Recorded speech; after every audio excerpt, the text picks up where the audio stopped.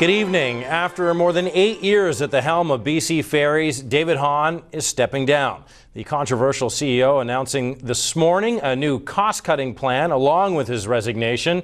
We have full coverage tonight. We hear from Hahn himself, as well as reaction from all over the island and more details on the actions Hahn is putting into place to try and overcome a $20 million budget shortfall. Stacey Ross begins our coverage. In an effort to cut costs, BC Ferries President David Hahn has announced a major salary cut. His own. Well, I thought it was the right time to go. Hahn will voluntarily say goodbye to his $1.2 million salary at the end of this year. That's 15 months before his contract is set to expire. I felt my job was done. I think I could have sat here easily for another 15 months and probably skated, but that would have been a little out of personality. So it was the right time.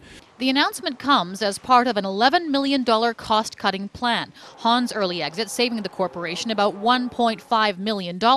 By choosing to leave, he forgoes a severance package amounting to 30 months' pay. I think just anything we can do to make it a little tighter right now is the right thing to do. During his 8.5-year tenure, BC Ferries' high-profile leader is credited with transforming the service, bringing in new ships and terminal upgrades.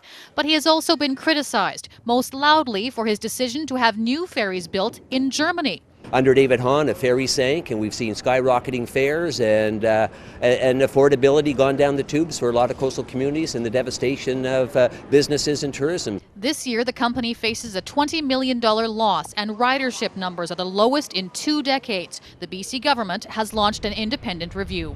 I think we have a world-class ferry system right now. I think that the funding and the price of that for our traveling public is a concern. I've heard that loud and clear. But David has done a good job as the CEO of BC Ferries. I'm not too critical of what he's done.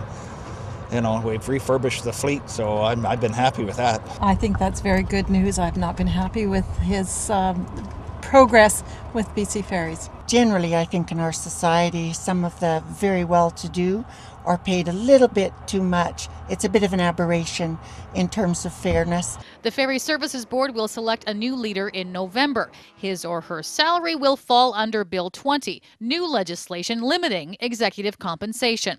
As for David Hahn, he says he may pursue other employment opportunities, but for now he will continue to live in Victoria.